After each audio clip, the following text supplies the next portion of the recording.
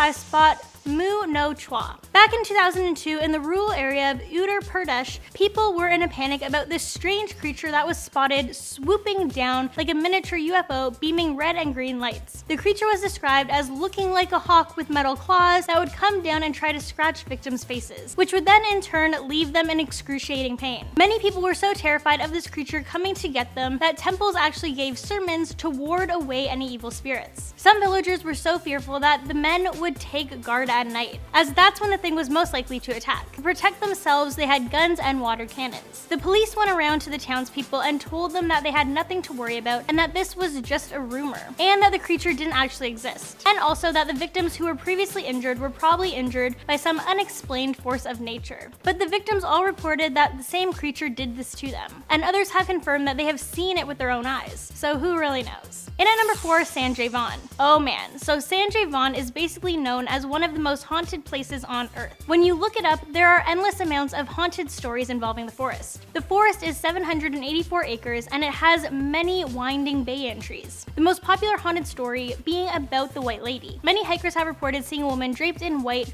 wailing among the bay entries before disappearing. So this is more hearsay than anything, but there are hundreds of people who have claimed to see her clear as day. Some have even tried approaching her, but just like others have said, she ends up vanishing. So either hundreds of people have decided to band together to make this up, or it's something they actually witnessed, and it may just be true. At number 3, the Wolves of Pavagata. This one is from 1983. It said 11 girls, all younger than 5 years old, went missing after dark despite all being asleep next to their parents. The killings began on April 29, 1983, when a 5-year-old girl in Pavagata was taken from her house sometime past midnight. A few days later, a 3-year-old girl from the same town went missing, and within a few weeks, 5 other girls went missing. Soon after the girls went missing, pools of blood with the girls' clothes in them were being found, and in some cases there was also a limb or a skull left behind as well. All of the crime scenes showed paw prints, but no drag marks. The police suspected that man-eating wolves were snatching up these girls. They soon realized that the pattern was just so similar. All of the kids that were abducted were girls, they were all under 5 years old, and there was no sign of a struggle. So the people in the town began hunting the wolves. Some people in the town even believed that what happened was caused by black magic. They believed this was work of tantrics from the Madakashira region, who practiced black magic and offered these children as human sacrifices to goddess Kali. The police tried to get involved, but the villagers refused to cooperate as they were afraid if they spoke up, they would be the next person killed off with the dark sorcery. The government ended up backing up the wolf theory. This led to mass independent poaching, and locals have created urban legends around the murder of these children. Do you guys think this was sorcery or wolves? Let me know your thoughts below. Coming at number 2, Monkey Man. This was a monster that was said to be roaming around in Delhi in mid-2001. Back in May of 2001, reports began to circulate in the Indian capital of a strange 5-foot-tall monkey-like creature with red eyes and a helmet that would appear at night and attack people. Others have claimed this monkey-like creature to be up to 8 feet tall and muscular with a snout and metal claws. It has been seen jumping from building to building and actually caused a mass panic. Many people reported being scratched by this creature, and 2 were even said to have died at its hands. At one point, things became so overwhelming that police actually issued a sketch artist drawing in an attempt to capture this creature. This entire incident was said to be the perfect example of mass hysteria. There's even a movie that's titled Delhi 6 that centers around the appearance of this creature. And at number 1, Kaltara. Kaltara village was abandoned overnight in the 19th century. The townspeople left behind an entire village of crumbling homes and buildings. On the more logical side, people have said that the people abandoned this once prosperous village due to a dwindling water supply, or due to an earthquake, or because the prosecution of Minister Salam Singh. But due to an urban legend, this abandoned village now has a haunting reputation. Legend has it that the ruler of the region took an interest in the daughter of the chief, and to escape humiliation, the entire village made up of 1,500 people disappeared overnight. It is said that the village chief then left a curse on the abandoned village and claimed that anyone who tried to inhabit it would die. Well, the urban legend stuck, as people are fearful to even visit this abandoned village, and they haven't rebuilt on it since. There have been people who have since tried to repopulate the village, but they are reported to experience paranormal activity, and therefore the village is still uninhabited. Over time, the village has gained the reputation as a haunted place, and so it started to attract some tourists. So since 2015, they have been attempting to add on some things to make it more of a tourist destination, but they are not going to allow people to stay overnight. Coming in at number 5, we have the Cannibal Babysitter. Like most great urban legends, this is a tale that has been adapted for many different audiences. Back before the inception of the internet, a similar tale was told of a babysitter who may have been drunk, may have been high, but definitely accidentally cooked a baby instead of a meal. Whoops. It plays on the classic parental fear of leaving your child with someone else. Sure, you'd like to put your trust in someone and have some time to yourself, but how do you really know what's happening if you're not there yourself? Imagine coming home to a sink full of greasy bones and a lunatic babysitter lounging on your couch. Yeah, those aren't chicken bones, are they? To modernize this tale, the World News Daily Report put out an article headlined, "Missouri, Babysitter on Crystal Meth Eats 3-month-old Toddler." This is a masterpiece of a shareable article. Parents, people who hate addicts, people who watch horror movies, and Missourians all have a reason to be invested here. Is Missourians a real word? The article details a couple coming home after a night out to find their babysitter drunk and high, covered in blood. Not a good scene. They head to the kitchen and discover something even more terrifying. Their baby in the microwave, covered in barbecue sauce. How anyone could read this and not think it's a joke is beyond me. But apparently it was effective enough to cause a small panic and spread to all sorts of places. Unfortunately for those who skim headlines, it was all a hoax. The World News Daily Report is a fake news site. Not quite parody, but definitely not to be taken seriously. They even put a little disclaimer at the bottom saying that they're not including any reality in their articles. Although I suppose people fooled by this don't often read all the way to the bottom though. Coming in at number 4, what's in my Red Bull? We all know that energy drinks are often under fire for including artificial stimulants. They'll rot your brain, teeth, gut, and hardwood flooring, or so I've been told. Remember that lady who had the whole science fair presentation on why Monster Energy drink is actually the mark of the devil? 666? Good times. Well, if you wanted to scare the crap out of vegans, cowboys, and generally anybody who doesn't want to unknowingly ingest reproductive fluids, you could tell them about this urban legend. Somehow, the rumor that Red Bull includes bull semen in their beverages took off. You see, Red Bull has taurine. This is an organic acid which is actually often found in infant milk formulas. If we dive a little deeper into this word, taurine, we'll find a couple of things. 1, tor is a Greek or Latin root for bull. Still with me? The second half, "ine," something derived from a bull, eh? Understandably, people thought of this and immediately came to the conclusion that taurine is something made by a bull, which is actually supported by the fact that it was originally isolated from ox bile, although these days we know that it's found in many more animals, including humans. But back to the stuff made from bulls, people heard taurine and then saw that big red bull on the front of the can and thought, geez, what are they taking from bulls? This stuff that gives you energy? Makes you feel alive? Are the good folks at Red Bull feeding us vital essence from bulls? Ew. Once this conclusion was made, it spread like wildfire. In fact, it became such a popular theory that Red Bull had to address it on their website. If you visit it and look at the FAQ, you can find a Q&A pertaining to the idea of testicles in your drink. Q. Is taurine made from bull's testicles? Is taurine a derivative of bull's testicles or semen? A. The taurine in Red Bull energy drink is a purely synthetic substance produced by pharmaceutical companies and is not derived from animals or animal materials. All ingredients for Red Bull energy drinks are synthetically produced by pharmaceutical companies. This guarantees the highest quality. So there you have it. No need to worry about any funny business in your Red Bull. Just try not to drink too much in celebration. Coming in at number 3, we have HIV oranges. On the topic of unwanted bodily fluids in our foods and beverages, let's consider the curious case of the contaminated citrus. In February of 2015, somebody posted an image of sliced oranges on Facebook. The oranges had little bits of red coloration in them, and they were not blood oranges. Or were they? According to the poster, the oranges had come from Libya and were seized in Algeria on the grounds that they had been injected with HIV-positive blood. The post read, "The immigration services of Algeria recovered a large quantity of these oranges coming from Libya. These oranges were injected with positive tested HIV and AIDS blood. Please share this message and warn people of the dangers involved." I mean, if the wording of that message doesn't convince you someone put their blood in oranges, I don't know what will. The image was found all over the place after that, with people either being really skeptical of the bloody fruit or having absolute freak-out meltdowns. Regardless of the reaction, there's no real threat here. Firstly, it's obviously a hoax based on the baselessness of the claims and the lack of official language in the original post. Somebody just decided that oranges coming from Africa must have some sort of HIV risk involved, as weird xenophobic people tend to do. Secondly, there is no threat of HIV transfer either way. HIV can't be transferred via fruit. The rare cases where HIV has been transferred via foods happens when food is pre-chewed by an HIV-infected caregiver. And these oranges, not pre-chewed. You can't get HIV from consuming food handled by an HIV-positive person. Even if it did contain small amounts of blood, which it likely doesn't, the virus would be destroyed by exposure to air, heat, or stomach acid. And who would put blood in an entire shipment's worth of oranges anyways? Coming in at number 2, we have Obamacare microchips. What a fun pairing of words, am I right? Back when Obamacare was first being introduced, people spread rumors that US residents would be required to be implanted with RFID microchips. Because, you know, Obama, I guess. But rumors of Big Brother wanting you riddled with tracking devices have been around since that kind of technology was first dreamed up. Folks are always worried that the government's going to tie them down and staple a blinking sensor into your spine or something. The Obamacare microchip legend began with some real documentation though. However, there were 2 things wrong with the rumor. 1, it was taken from an outdated piece of tabled legislation that never passed, and 2, the legislation they were looking at was misread and misinterpreted. See, someone pulled the phrase, "This sort of device be implanted in the majority of people who opt to become covered by the public healthcare option" out of some healthcare legislation in 2010.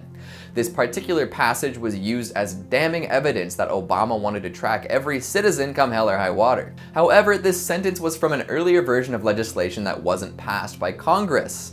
And if you're worried that Congress attempted to pass some bills that mandated microchips for every American, fret not. It was actually referring to a healthcare registry that would allow the Department of Health and Human Services to collect data about medical devices like pacemakers and hip replacements. It was meant to help track effectiveness and facilitate the distribution of manufacturer recall notices. No microchips necessary. It makes sense that people are scared of having their every move tracked though. There's something ironic about that crowd sharing these theories on Facebook for iOS though. And finally at number 1, Charlie Charlie. A sort of modernized Bloody Mary, Charlie Charlie was a spirit summoning game for the online era. In 2015, the Charlie Charlie challenge blew up. Videos of kids putting 2 pencils on a piece of paper labeled yes and no were everywhere. Apparently, if done correctly, you could get a demon or ghost to answer simple questions. The origins of said demon or ghost varied widely depending on who you asked. Some said it was a Mexican spirit, and others said it was a child who was abused. Earlier tellings of the story seemed to favor the child, which in retrospect makes sense. What kind of Mexican ghost has the name Charlie? Carlos, maybe, but there's no Spanish history in the name Charles. Regardless of the ghost's backstory, it scared a whole lot of people. Most of the movement in the pencils could probably be attributed to gravity in the wind, or the nervous shaking and breathing of whoever set it up, but folks really thought there was a demon in their presence. To double down on the urban legenditude, it was also claimed that Charlie Charlie was a viral marketing scheme. People seem to think that the marketing team behind the movie The Gallows created the challenge to market their movie. Snopes stepped up and did some background research and found that early examples of the challenge predated the movie and its marketing. However, the idea that the Gallows co-opted the viral spookfest and used it smartly to promote their product isn't too far-fetched. Kicking off with a short one at number 5, we have the Draugen, who is the ghost of a man who died at sea. In one specific iteration, a man fled from a ghost, calling out to the dead to save him. The next day, the cemetery was covered in seaweed and the graves were wide open. Many claim to see the Draugen, huge and covered in seaweed, particularly during storms, where he will skin boats and drown sailors. This dude is no fun at all. I would just say stay away from the ocean, stay away from water in general. That is my motto. Coming in at 4, Myling. This is perhaps one of the most disturbing ghost stories, with Myling telling the tale of unwanted or murdered children. Yeah, nothing fun here. Oftentimes the ghosts are referred to as upbird, meaning that which is outside. The ghosts of these children long to be given a proper burial, so they jump on the back of the first person they meet and demand to be taken to a cemetery. In some cases, the Myling drains power from its human ride, and in others, the human is too weak and dies from exertion. The ghost often takes on human form as it gets closer to the burial ground, and is described as a very large spirit. The root of the Myling is believed to be a response to instances of unexplained deaths of children. Yeah, this one is dark.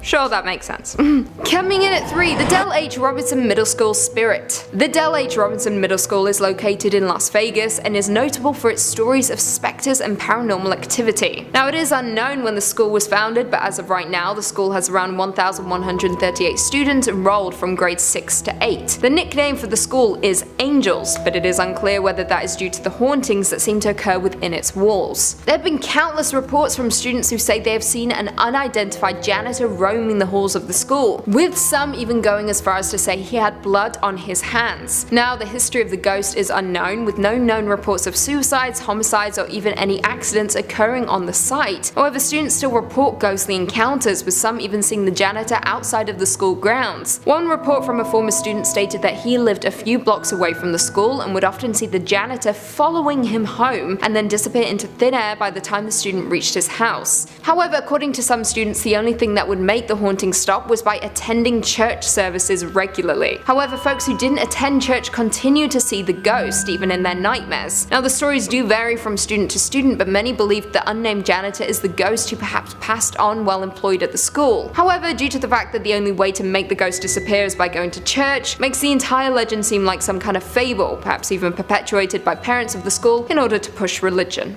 Just saying. Coming in at number 2, the Christmas Ghosts. This legend begins with a woman preparing to head to midnight Christmas mass. In order for her and her friend to make it on time, they agreed to wake the other and head out at the same time. Late at night, she thought she heard her friend telling her it was time to leave, so she grabbed some bread that she had baked for later and head out. While en route, she stumbled across 2 witches who wished to murder her on the spot. However, they couldn't harm her because of the cross in her pocket. She didn't think much of it and proceeded to the church, heading quickly inside. As she was sitting, she heard something that utterly terrified her. A voice that told her that she could be killed on the spot, but would be spared because the speaker was her godfather. The voice made it clear that she was in terrible danger.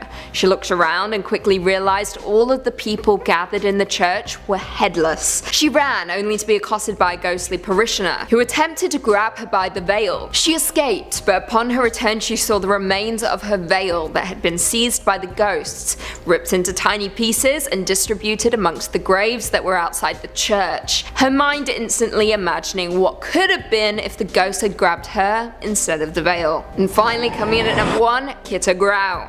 This legend tells the tale of a very evil woman named Kitagurau, who was so despicable she apparently knew the devil himself. They were on first name basis, and she was so nasty that even he sometimes feared her. The devil had been attempting to spread discord between a married couple but had failed, resulting in Kita mocking him, saying that she could easily complete the deed herself. So she did just that, with the devil's encouragement, even promising her a beautiful pair of shoes if she were to succeed. Kita first went to the wife, informing her that her husband was a wonderful man, but there was evil in his heart. She claimed she needed to shave her husband under his chin to remove the last of the wickedness that resided in him. The woman agreed, believing this would do good. Kita next went to the husband, where she praised their marriage and the man's wife, but told him that his wife planned to cut his throat. Straight up savagery. He didn't believe it, but became a little paranoid, so one evening while in bed he pretended to be asleep, during which time his wife attempted to carry out her plan of shaving his chin. Her husband of course believed she was trying to kill him. Now don't fret, they didn't kill each other, but it did create the discord the devil was so hoping for, and Kitagurau ended up earning herself a brand new pair of shoes. Good on you, kid. In at 5, La Sigua. This is a mythological creature that is commonly described as having human female form with brown or dark blue skin, backward facing feet, and very long, smooth hair that covers the body. According to folklore, it is a hypnotic creature that lurks in the highland mountains and deep forests of the island, waiting for the perfect moment to lure men into the woods and make them disappear. Classic. Some people believe that the Sigua bring death, and it is said you should not look them in the eye, otherwise you will be at risk of becoming permanently bewitched. They are considered to be magical beings, beautiful in appearance to some but horrendous to others. They are deceitful and hell-bent on capturing a wayward traveller. Now some legends suggest that not all are evil and do not wish to kill, though much evidence supports the benevolent claim. Lore states that the only way to truly capture a Sigua is by tracking them at night during a full moon, with a black and white polydactylic dog. The Sigua also has a similar one-legged version from Colombia called La Patasolo, who shapeshifts into a skull horse head. Lovely. In at 4, El Sombreron. El Sombreron is a famous legend told in books and film, and is also a boogeyman figure throughout Spanish culture. The figure is known by other names like Cipitio, the Goblin, and Sizimite. However, his characteristics are always the same: a short man with a black dress, a thick belt, a large black hat, and boots that make a lot of noise when he walks.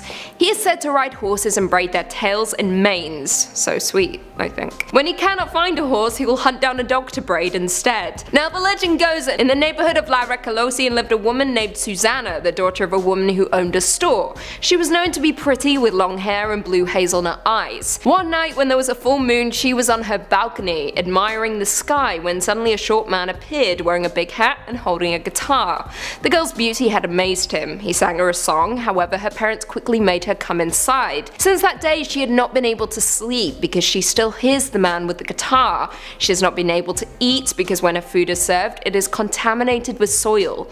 Her worried parents took the young girl to a priest in order to rid her of the entity. A few days later, Elsa Bron disappeared for good. Coming in at number 3, Yua Kaiden. Yua Kaiden is a haunting story of Oiwa and Tamiya Lemon, and is about betrayal, murder, and ghostly revenge, making it one of Japan's and Tokyo's most famous ghost stories of all time. The legend itself is based loosely on 2 historical characters, with it depicting a woman, Oiwa, who is gradually poisoned by her husband due to the fact that she is having an extramarital affair. It is said that he presents the poison to her via face cream, which slowly eats away at her face, resulting in her having a lopsided and drooping appearance. Now here's where the legend varies depending on which version of the story you are hearing, but it is said that Oiwa either accidentally cuts her throat and curses Tamiya's name while dying, or she is killed by Tamiya himself, or even dies of natural causes. Regardless of the cause of death, she comes back to haunt him when he marries the woman he had an affair with. It is also stated that when Tamiya weds his new wife, he lifts up the veil of his new bride, Oiwa's face appears instead. In shock and out of fear, he attacks her with his sword, halting the apparitions, but ultimately revealing that he has just killed his new bride. It is said that this may be based on 2 real-life murders, ultimately combining fact and fiction. The first involved 2 servants who had murdered their respective masters. They were caught and executed on the same day. The second murder was from a samurai who discovered his concubine was having an affair with a servant. The samurai had the faithless concubine and servant nailed to a wooden board and thrown into the Kanda River. Coming in at number 2,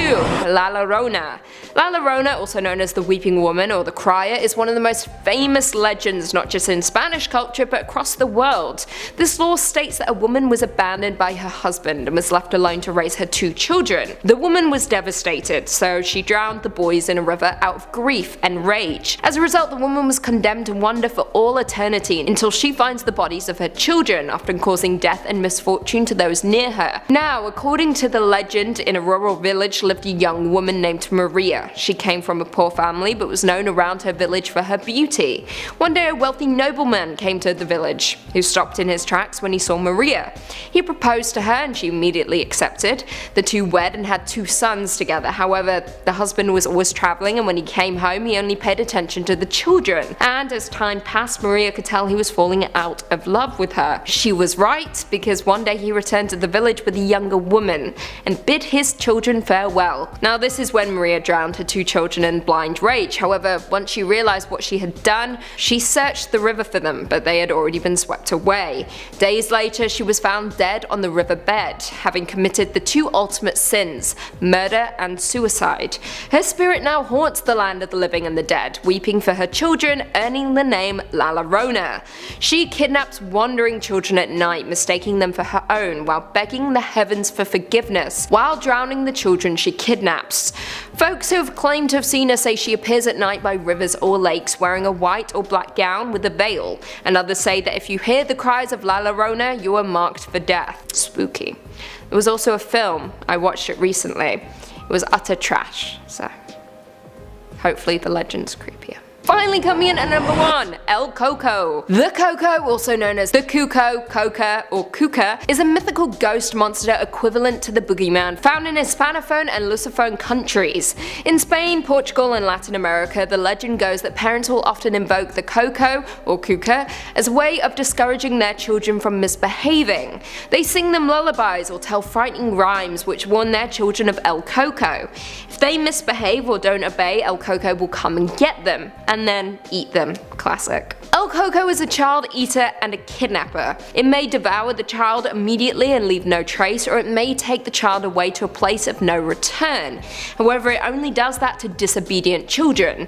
El Coco is known to lurk on rooftops, on the lookout for misbehaving children. It takes the shape of dark shadows and represents the opposite of a guardian angel, with the El Coco frequently compared to the devil. Now, one of the oldest known rhymes about the Coco originated from the 17th century and went like this, I quote, "Sleep child, sleep now, else Coco comes and will eat you." I mean, straight to the point really, I respect that. Now, you could easily draw comparisons between El Coco and the Boogeyman. However, unlike the Boogeyman, Latino parents use Coco to drive the fear of God into their children. Now, another legend has it that El Coco is Francisco Ortega. At the beginning of the 20th century, Ortega was so desperate to find a cure for his tuberculosis that he visited a curandera. He was told to drink the blood of children, so he kidnapped a 7-year-old boy named Bernardo. However, I have my doubts about this, considering the original Coco rhyme predates the Ortega legend. What do you guys think though? Coming in at number 5, we've got the haunted Rashy building.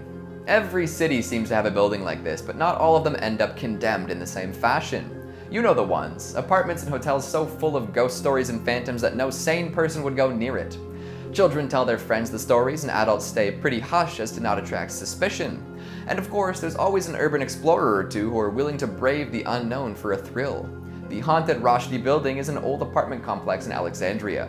Some call it the Jinn apartment, you know, because it's full of spirits. For the past 5 decades, it has been boarded up and shut down completely. Nobody in or out. There's even big tarps covering the outer facade, adding to the ghastly silhouette. What should be an average apartment building is now a thing of legend. It's been locked up so long though, it's hard to say whether the building is actually haunted or if it was just some over-superstitious thought from over half a century ago. Nobody knows why the ghostly qualities are the way they are, but there are many theories. Back when it was a functioning apartment building, the tenants would experience all sorts of craziness. One tale is of an apartment dweller who turned their taps on one day and found a nasty surprise. Instead of water flowing forth from the faucet, bright red blood poured into the drain. Others claimed to hear the sounds of screaming throughout the day and night. Some heard pained men, and others said they could hear terrified women scream. It's speculated that these cries come from the ghosts of laborers who were mistreated or even tortured by their supervisors. In the end, there's no solid proof of any of this happening, but I don't see anyone venturing into this old building anytime soon. But hey, if you're a skeptic, why not go grab some footage, eh? Coming in at number 4, we've got Abu Rega Masluka. Ah, the classic boogeyman stand-in. Every culture's got one of these. Western culture has the boogeyman himself, Spanish culture has El Coco, Britain has Spring-Heeled Jack, and Egypt has Abu Rega Masluka. This monster is a favorite of parents everywhere. Those raising young children often lean on this monster in order to keep their little squires in line. The tale of the boogeyman is a classic, an unknowable, non-specific monster who will come and take you away if you're not behaving. The Egyptian version is extra terrifying though, because his body is totally burned all over. Kinda like Freddy Krueger minus the stripes and the claw. Just as willing to teleport around and haunt dreams though. Apparently he is made from the remains of a child who didn't listen to his parents and ended up being burned alive by accident. Often if a child is acting up, their parents will tell you, smarten up, or he'll come and get you. This is usually enough to scare the little rapscallion stiff. See, if they don't clean up their act, this terrifying legend will notice, and once you've caught his attention, there is no going back. Later that night, he'll slink through the darkness to the child's room. Maybe the smell of charred flesh will alert the kid to his presence, or maybe the sound of him shuffling in the night. Either way, it's curtains. Abu Regha Masluka loves to steal these little misbehaving miscreants and boil them for supper. So listen to your parents, kids, or this urban legend will make a bubbling soup out of you. Coming in at number 3, we've got El Nadaa. Another classic legend would be that of the siren. Beautiful women who dwell in bodies of water, singing bewitching songs and luring men to their death. They manage to prey on the fear of men and women alike. Men who are afraid that they'll be bewitched and end up dead, and women who fear that evil seductresses will lure their husbands and sons away. El Nadaa is a uniquely Egyptian take on this monstrous melody maker. Originating from the Nile Delta, people who walked along the river would claim that they saw a mysterious, beautiful woman in the bushes or the nearby fields. During the day, she dwells in her underwater cavern, but at night she ascends to the surface and searches for victims. She'll call out a man's name, chanting it over and over, which more often than not will lure her chosen prey to his doom. No matter what he's doing, he'll drop everything and walk over to El Nadaa in a trance. This usually results in him walking straight into the river until he drowns. Forget swimming, he'll be too distracted by the siren song. But wait, there's more! Some say that El Nadaa sometimes falls in love with the man that she's calling. When this happens, she'll take him down to the underworld and marry him. For a while, they live in marital bliss, whatever that means in an underwater cavern, but invariably she'll kill her husband. After committing matricide, she'll bury his bones in her cavern to ensure that her secrets never make it out to the world at large. What do you think? Worth it? Coming in at number 2, we've got El Salawa. Originally from the times of the pharaohs, these wolf-jackal-fox hybrids have many stories to their name. They're said to live in the mountains, deserts, and other remote places of Egypt. It's not often that one will come across this majestic beast. This is for the best though, as they have no problem attacking and eating people who act in ways they deem unacceptable. Back in ancient Egypt, they were said to attack anyone who attempted to trespass in a temple or graveyard. The legend evolved over the years and took on a new form in modern times. It's said there was a man who accidentally married El Salawa. He lived with his wife and her sister, and every night they would leave the house for a strange period of time. Little did he know that his wife was actually transforming into this beast and heading out to dig up graves. Her sister would help her find human remains to eat in order to satisfy her hunger without killing anyone. The man ended up following the duo one night and learned their terrible secret. Thankfully, the wife spared his life for the sake of their children and soon after disappeared forever. Some say that she's still out there, digging up graves and attacking those who would trespass on holy land. Around 20 years ago, people in New Cairo reported seeing a creature like El Salawa and were so scared that they wouldn't go outside after dark. I wonder how those kids are doing. And finally, at number 1, we've got El Ghoul. Ghosts, goblins, and of course, ghouls. If you've ever read or watched Tokyo Ghoul, you'll actually have a pretty good idea of what to expect here. Humanoid creatures with one red eye who love to feast on human flesh. Often these beasts can transform into other creatures, usually taking the form of vicious animals or bloodthirsty devils. They hunt the streets at night, searching for their next unlucky victim. Sure, you can kill ghouls, but it takes a lot of effort. They have superhuman strength and agility, and even if you do land a blow on them, you have to be careful. Often when a ghoul is struck with a sword, they will beg for you to hit them again. They claim that this is to put them out of their misery. Any experienced ghoul slayer will know better though. If you strike a ghoul with one deadly blow, it will die. But if you go back and hit it again, it will come back to life and eat you. Double tap does not apply here. Knowledge is power, right?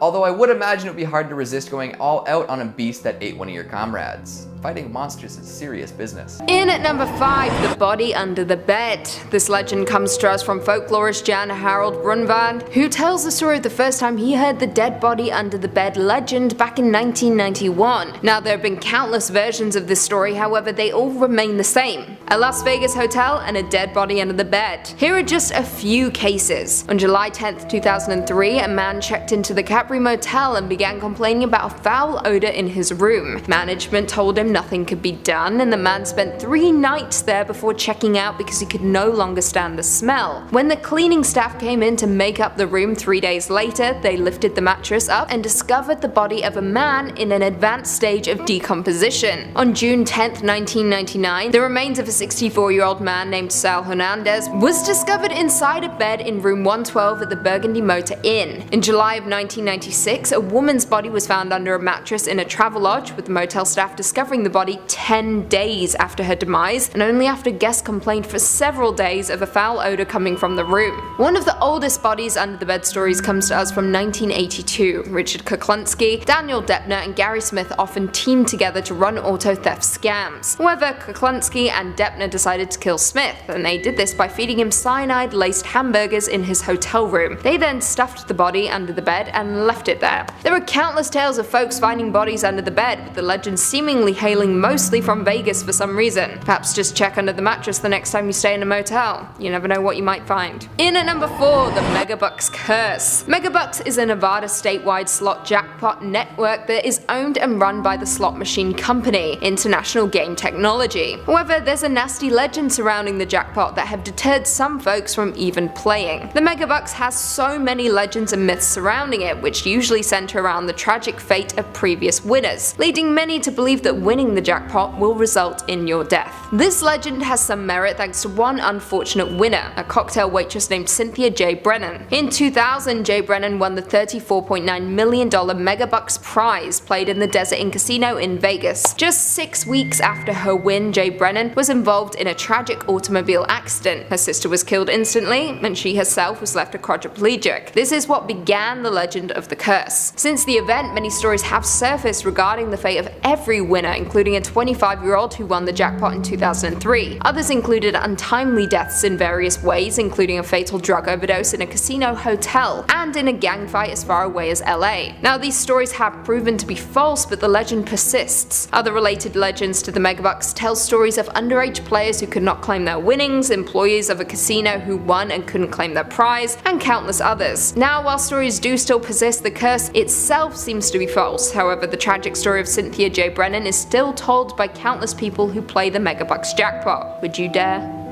I would. Coming in at number 3, the Catacombs. The Catacombs of Paris are underground ossuaries which hold the remains of more than 6 million people in a small part of a tunnel network built to consolidate Paris' ancient stone quarries. Now, it was largely forgotten until it became a novelty place for concerts and various other private events in the early 19th century, as well as a hotspot for urban explorers. Now, as you would expect, there are a ton of legends surrounding this creepy burial site, so I'll be listing off a handful. Let's start with the ghost of Philbert Espard. During the French Revolution, Philbert was a doorman at the Val de Grace Hotel. During a mission to fetch a liqueur from a cellar, Philbert wound up in the Paris catacombs instead, walking around in the darkness alone with just a single candle. He became lost and confused. His body was not found until 11 years later when a group of cataphiles uncovered it. His body is now buried in the catacombs in the exact spot that he was found. Legend now states that on each November 3rd, Philbert's ghost haunts the labyrinth of the catacombs. However, the most disturbing story hails from the 1990s when a group of cataphiles were walking through the catacombs and discovered a video camera on the ground. To their surprise, the camera held footage on it. While watching the footage, it became apparent that the man filming was lost and had no idea how to escape the winding tunnels. The video then ends abruptly with the man dropping the camera on the ground and running off into the unknown. He was never discovered. However, it was this legend that many believe As Above, So Below, the movie, was based off of. In at 2, the ghosts of the MGM Grand Fire. Back on November 21st, 1980, a huge fire occurred at the MGM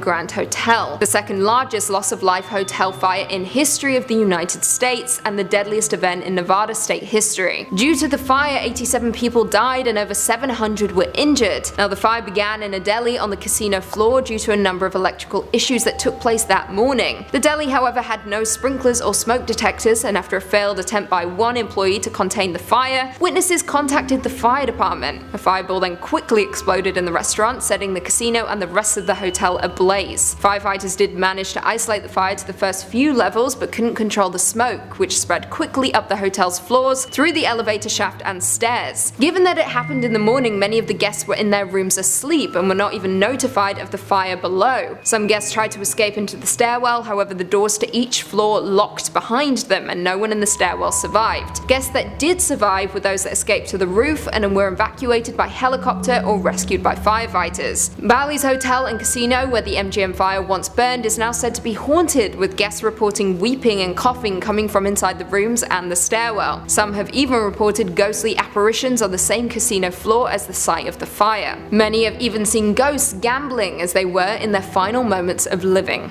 That is very bleak. And finally, coming in at number 1, La Palaza Mansion Hauntings. The La Palaza Mansion is located on 1700 Burney Drive in Las Vegas and is said to be worth over $1.1 million. Now, for many, it is a place of rich history, with many willing to throw that money and more at the property. However, would you if you knew the home had some additional residents that you can't evict? Rumor has it that a mob boss had purchased the house years ago and had carried out many attacks and murders inside the home. Enemies and fellow gang members have all met their end inside the house, and rumor has it that the ghosts themselves are still lingering around. It was said that the behind-the-scenes events of Sin City's organized crime network all took place in the house, and those who disagreed were taken to a nearby room where they were ultimately killed. Some visitors to the home have even reported seeing blood covering the walls, and a handful of ghost hunters also noted a random drain sitting in the middle of the floor in one of the rooms, and it wasn't a bathroom. Just saying, that's where the blood goes. One couple who purchased the home reported being treated harshly by the ghosts of the house. At one point during a dinner party, they saw a wine glass get pushed off the counter and then shattered on the floor. They also heard hissing noises and obscenities coming from adjacent rooms. Now, the mansion was known for having secret rooms which past visitors would often come across. It was rumored that these secret rooms were places where murders would take place, some of them so gruesome that blood can still be seen on the walls. Now, there is no doubt at all that the home is filled with spirits of murdered men, but the reason they remain could be because the drains were filled with the blood of the victims. Awful. Coming in at number 5, we have Devil's Tramping Ground, North Carolina. The Devil's Tramping Ground is a camping spot located in a forest near the Harper's Crossroads area in Bear Creek, North Carolina. Throughout history, it has been the subject of persistent local legends and lore, which frequently allege that the devil tramps and haunts a barren circle of ground in which nothing is said to grow. It has also been listed frequently on lists of unusual place names, as you would expect. In North Carolina, tales about the ring, also known as the circle of ground, are well known. These include the disappearance of objects left within the ring overnight, dogs howling, and strange events occurring to those who are brave enough to spend the night within its boundaries. It has been alleged, as I previously mentioned, that nothing has grown within the ring for 100 years. Legend says that this is the very place that the devil himself can rise from the depths of fiery hell and thus come to earth. Sounds great to me. It is also said that at this place the devil is supposed to walk in circles on certain nights and bring his evil into this world. Journalist John William Harden wrote about the area, stating, "Chatham natives say that the devil goes there to walk in circles as he thinks up new means of causing trouble for humanity. There, sometimes during the dark of night, the majesty of the underworld of evil silently tramps around that bare circle, thinking, plotting and planning against good in behalf of wrong." In at number 4, we have Witchwood Forest, England. Witchwood Forest is a biological site of special scientific interest north of Witney in Oxfordshire. Now, unlike the rest of our list, there is no historic event that took place that confirms the forest is in fact haunted. However, it is said by those who step foot in the area that there is hair-raising stuff going on amongst the trees. Some people have reported seeing the apparitions of crying children in a horse-drawn carriage, to even ghostly hands touching them. A more notable story is that of the ghost of Amy Robsart, the wife of the Earl of Leicester. Amy mysteriously died of a broken neck, and one day while hunting in the Witchwood Forest, her husband was said to have stumbled across her ghost. According to the legend, her ghost told him that he would be dead in 10 days. And that he was. The legend has lived on, and it is said that if you dwell in the Witchwood Forest, you will meet the same grisly end as Amy's husband. In at 3, Duende.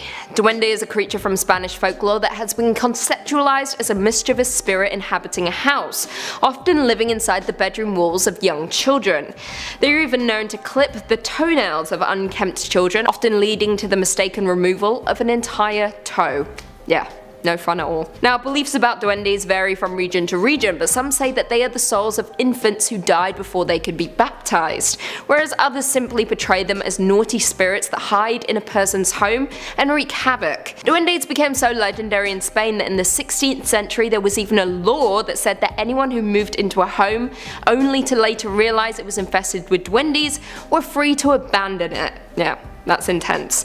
No matter what, most stories about the duende seem to have a special relationship to children, most likely because parents used them as a tactic to scare their kids into doing things. Otherwise, the duendes were coming to kidnap them or even eat them if you don't clean your room, eat your dinner, bathe, etc. Coming in at number 2, Hoya Baku Forest, Romania. The Hoya Forest is situated to the west of the city of Cluj-Napoca, near the open-air section of the Ethnographic Museum of Transylvania. It is a beautiful place that often lures in bikers and hikers from around the world. However, according to legend, the forest is the location of paranormal activity. According to one visitor, I quote, "We are in the clearing. The trees stop in a uniform oval where nothing grows and where, since official records began, nothing has grown. Once when I came here," says Alex, our guide, "I found 60 people from Bucharest trying to open a gate into another dimension." Now, the clearing is supposedly the creepiest place in the entire forest and is said to defy the investigations of soil scientists and attracts Roman witches as well as people trying to clean the forest of its evil. Now, the forest first came to international attention in 1968 when a military technician by the name of Emil Barnier photographed what he believed was a UFO hovering over the clearing. Now, at the time, the communist government equated the belief in the paranormal as madness as well as state sabotage, so in turn Barnier lost his job. As of today, many people who visit the forest, and specifically the clearing, report strange symptoms including nausea, anxiety, as well as the feeling of being watched. Not to mention, as I said before, nothing seems to grow in the clearing according to official records. Weirder still, trees in the surrounding area grow in odd patterns, zigzags and spirals that no one has been able to explain. Very creepy indeed. And finally, coming in at number 1, Okahara Forest, Japan. Also known as the Sea of Trees, or more commonly the Suicide Forest, this is a forest on the northwestern flank of Japan's Mount Fuji, existing on the hardened lava laid down by the last major eruption of Mount Fuji in 864 CE. The forest has a reputation as the home to ghosts of the dead in Japanese mythology. In more recent years though, it has become known as the Suicide Forest, with it being one of the world's most used suicide sites. In 2003, 105 bodies were discovered in the forest, exceeding the previous record of around 78 back in 2002. Jumping forward to 2010, the police recorded more than 200 people having attempted suicide in the forest, of whom 54 were successful, which is absolutely devastating. Now, some people blame this horrific trend on the forest's association with demons in Japanese mythology. However, others credit it to the tightly packed trees, which make it easy to get lost in the forest and muffle sounds, in turn providing an isolated location. As you would expect, many spiritualists have visited the forest who have called the site a hotbed of paranormal activity. These people believe that the suicides in the forest have permeated the forest's trees, which in turn has generated paranormal activity in the area, preventing anyone who may enter from leaving the depths of the forest. Many hikers who decide to make their way through the dense forest will often mark their path with tape or string to make it easier to find their way out again,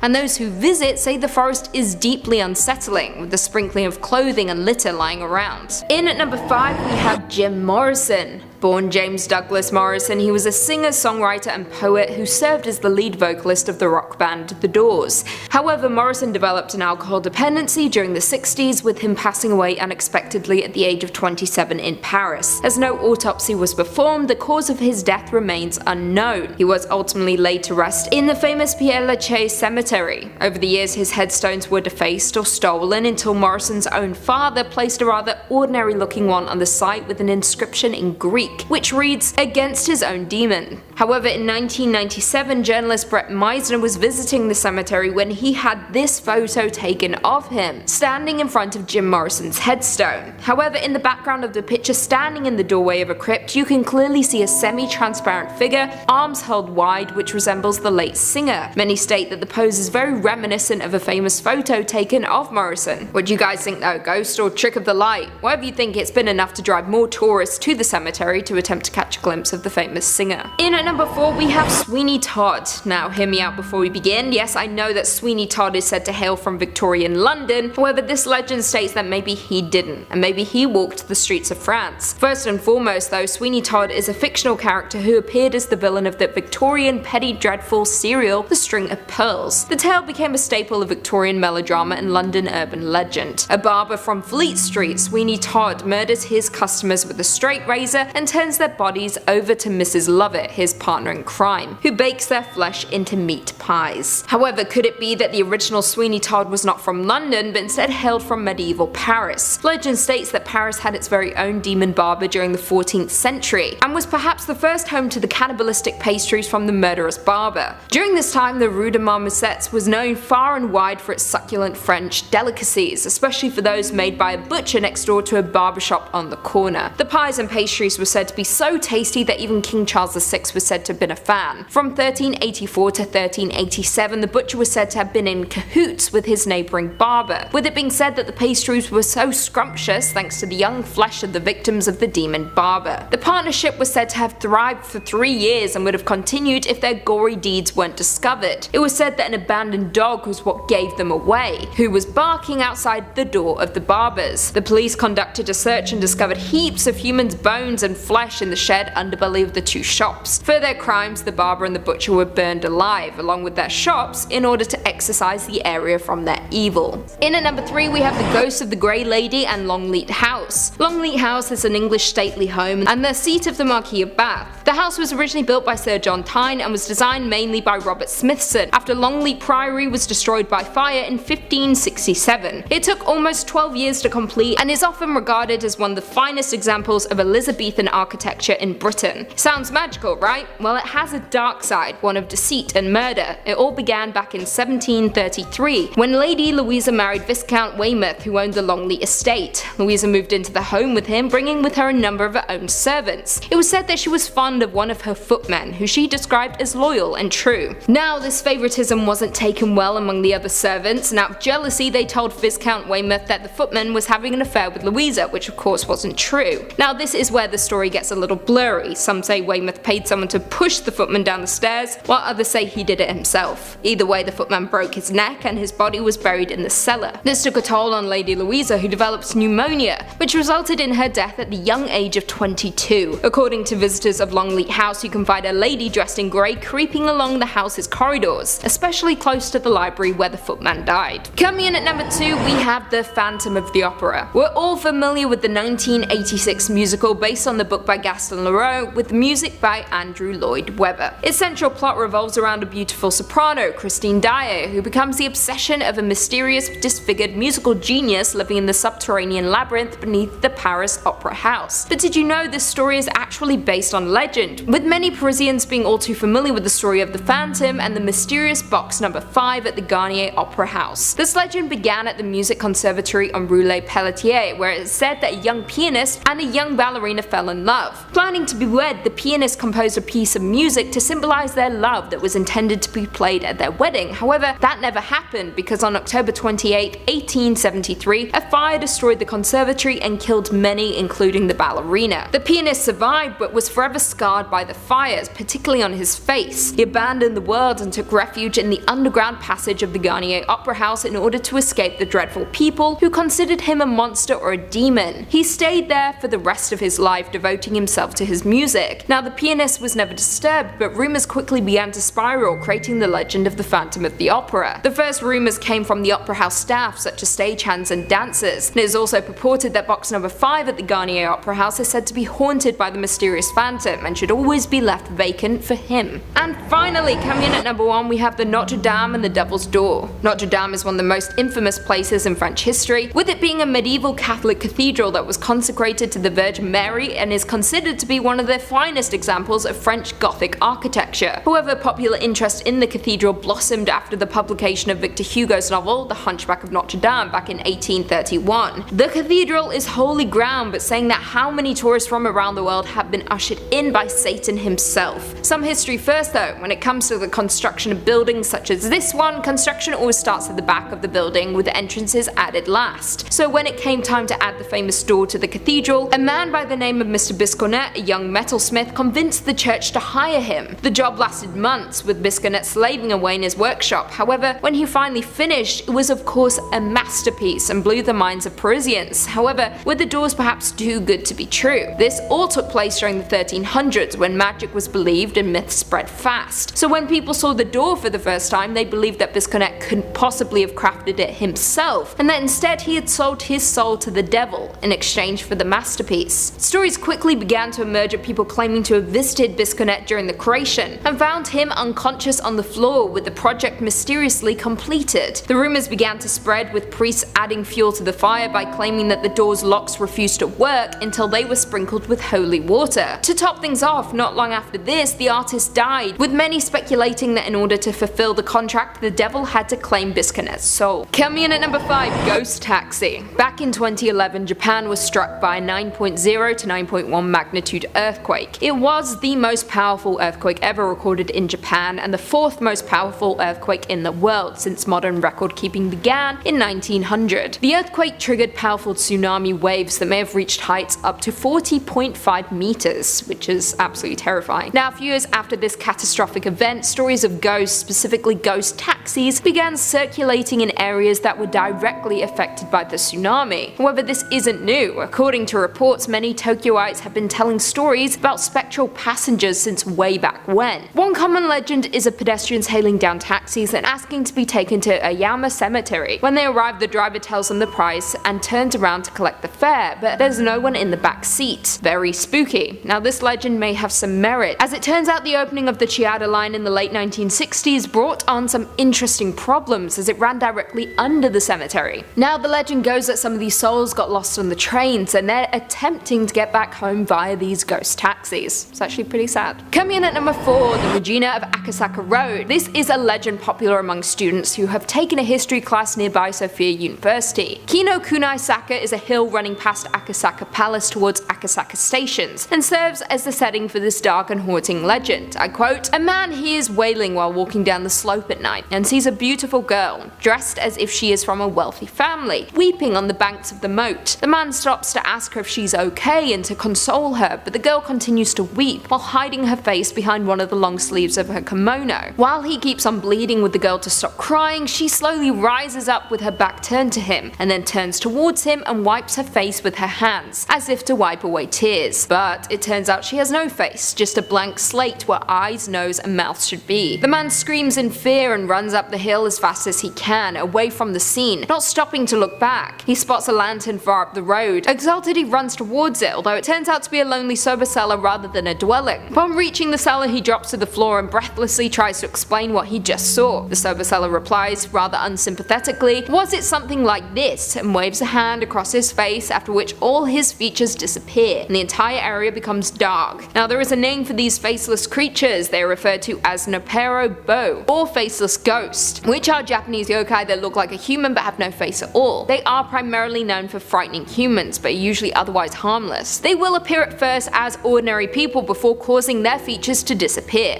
Coming in at 3, the sacrificial beggar child. This Swedish legend goes that there was a town called Daland that was inflicted by a disease that was wiping out a lot of the population and resulting in many residents fleeing. The townspeople were beside themselves until one day a man from Finland came along with advice on how to stop the disease. He told them that only a sacrifice would put an end to the misery, and explained that they would need to bury a living thing in the ground. The villagers were desperate, so they took his advice. They began the process by burying a rooster alive in the ground, but the act failed to produce any results, so instead they decided to bury an entire goat. However, this also failed. Feeling that they had no other options left, they decided the only sacrifice worthy enough to end the disease would be an actual human being. They set their sights on an orphan boy and offered him bread as bait, which he fell for before dropping into a prepared hole. The villagers began to bury the hapless child, who was absolutely terrified and pled with them for mercy, but they continued on. Before long, the deed had been done and the child was left to die. However, some villagers claimed they could hear his cries from beneath the ground, begging for them to release him. Coming in at number 2, Akamanto/Red Cape. Akamanto, or the Red Cape, is a Japanese urban legend about a masked spirit who wears a red cloak, and who is said to appear to people using toilets in public or school bathrooms. Accounts of course vary, but one consistent element of the story is that the spirit will ask the person in the bathroom a question. In some versions he will ask if they want red paper or blue paper, though other versions state a red cloak or a blue cloak, or a red cape or a blue cape. Regardless of what it is always blue or red, and regardless of the colour, no matter what option is selected, the person will always be killed. Specifically, if the person chooses the red option, they will be lacerated in such a manner that their body will be drenched in their own blood. Lovely. If the person chooses the blue option, the consequences range from that of the person being strangled to all of the person's blood being drained from their body. So what you must do is ignore the spirit, run away, or reject both options in order to survive. However, if an individual attempts to outsmart Akamanto by asking for a different colour of cloak or cape, it is said that they will be dragged to an underworld or hell as a result. Author and folklorist Matthew Meyer has stated that the Akamanto has been recorded as a schoolyard rumour since the 1930s. Also more recently, in the 2003 video game Castlevania Area of Sorrow, an enemy is featured known as Killer Mantle, which may have been based on the Akamanto legend. And finally, coming in at number 1, the Curse of Masakado. Taira no Masakado was a samurai in Japan who led one of the largest insurgent forces in the period against the central government of Kyoto. In 939, during the Heian period of Japanese history, Masakado led a minor rebellion, which began when Masakado led an attack on the outpost of the central government in Hitachi province, capturing the governor. This resulted in Masakado becoming the new emperor. Over the centuries, Masakado became a demigod of sorts to the locals, with some even feeling the need to appease his malevolent spirit. Masakado ultimately met his end in a rather grisly manner, decapitated. His bodiless head oddly enough managed to be preserved remarkably well until it was eventually buried. Now his grave lies in Tokyo near the Otemachi subway station, and it is said that removing or relocating it has been proven incredibly difficult, with many attempts resulting in those being plagued by misfortune. When the nearby Ministry of Finance tried to level the hill after 1923, 14 workers related to the project started dropping dead like flies from accidents or other bizarre incidents. It is said that the curse still exists to this day, with various stories of people becoming ill or dying after the shrine had been messed with. People have learned their lesson though and rarely touch it. It's even said that desks inside the buildings around the shrine are placed so as to not make anyone sit with their back to Masakado. In at number 5 we have the Beast of Hackney Marshes. This legend dates back to 1981 when 4 kids were crossing the marshes on a winter's morning. It is said that they happened upon, I quote, a giant, great, growling, hairy thing. Naturally, people began to assume that this was some kind of hideous monster. It remained a legend going forward, but wasn't spotted again until 2012 when it was captured on camera. Helen Murray, a university student, was out for a stroll near the dense woodland area when she said she was stopped in her tracks by an unknown animal, which she stated was larger than a person and covered in shaggy black fur. I quote, I tried to stay calm as I wasn't sure what kind of animal it was or if it was even alive. I had my phone ready to call 999, then the creature moved. Somehow I managed to take a couple of pictures before I ran. I managed to get away but was scared half to death. Now, she didn't contact the police because she feared they wouldn't believe her. However, the story certainly revived memories of the unexplained sighting that occurred in 81. Officers have stated that they believe neither of these sightings were hoaxes and that 2 bear carcasses had previously been found nearby in the River Lee, and to this day it remains a mystery how they even got there. So, were the bears killed by this creature? Were the bears the creature? We don't have bears in England, so... stumped. In at number 4, the Killer Pool in Epping Forest. Epping Forest is a 2,400 hectare area of ancient woodland between Epping in Essex and Forest Gate in Greater London. Over 100 lakes and ponds are found in the forest, however there is only one that is referred to as the Killer or Suicide Pool. This legend grew rapidly in popularity after Irish author Elliot O'Donnell wrote about it in his book Haunted Britain, stating that there is a pool in Epping Forest that is home to unearthly presences, some miserable and some evil. Now, there is one story about the pool that goes as follows. Around 300 years ago, a couple engaged in a forbidden relationship, meeting secretly at the pond in the forest. However, the girl's father found out about the relationship and in a fit of anger he killed her at the pool. After learning about his girlfriend's death, the lover committed suicide at the very same spot. Following these tragic events, no birds were heard and no animals were ever seen in that area again. The water also became dank, and not dank in a good way, bad dank. On top of that, it is said that people with no inclination went on to commit suicide there, including a woman in 1887 and a young servant, Emma Morgan, who killed herself and her child. Jumping forward to 1959, a competition in a magazine was held to find the exact location of the pool. One writer claimed to know but refused to reveal the details, stating that the place was evil beyond measure. I quote, "The suicide pool is deep in the heart of the forest, far from any road. It is dank, evil and malignant, with an atmosphere unpleasant beyond description. It doubt if the sunshine ever penetrates through the surrounding trees. If it did, it would never lighten the black waters." Coming in at number 3, the Black Forest, Germany. The Black Forest is a large forested mountain range in the state of Baden-Württemberg in southwest Germany. Historically, the area was known for ore deposits, which led to mining featuring heavily in the local economy. However, in more recent years, tourism has become the primary industry, accounting for around 140,000 jobs. Now, the forest itself got its name from the conifers that block out most light below, giving the area a mysterious aura. The forest is nestled deep within the southwestern Germany, with the area's tall evergreens being as sinister as they are beautiful. It is also said to be home to paranormal creatures ranging from witches to even werewolves. This in turn inspired the brothers Grimm to write their famous stories, Hansel and Gretel, Rapunzel and Sleeping Beauty. Some of the many legends that surround the forest goes as follows: a headless huntsman riding on a white steed, a king who kidnaps women to take them to his underwater lair, and of course friendly dwarfs and frightening werewolves. It makes sense now why this would be the location of many of the Brothers Grimm's fairy tales. Coming in at number 2, we have the Beast of Bodmin Moor. The Beast of Bodmin Moor is a phantom cat purported to live in Cornwall, England. The creature is said to be panther-like and black-furred, with it stalking around Bodmin Moor killing livestock. Sightings of the beast were reported back in 1978 after mutilated mutilated slain livestock were found in the area. Some people propose that the beast had escaped from a zoo, and as it was illegal to own one privately, the former owner could not report it to the police. It has been claimed that animal trainer Mary Chipperfield had released 3 pumas into the wild following the closure of her Plymouth Zoo in 1978, and perhaps this is what gave rise to rumours of the beast. Jumping forward to 1995, the Ministry of Agriculture, Fisheries and Food conducted an official investigation, with there being no verifiable evidence of exotic felines loose in Britain, and that instead the livestock could have been killed by indigenous species. However, less than a week after the government report, a boy was walking by the River Fowey when he discovered a large cat skull, measuring about 4 inches long by 7 inches wide.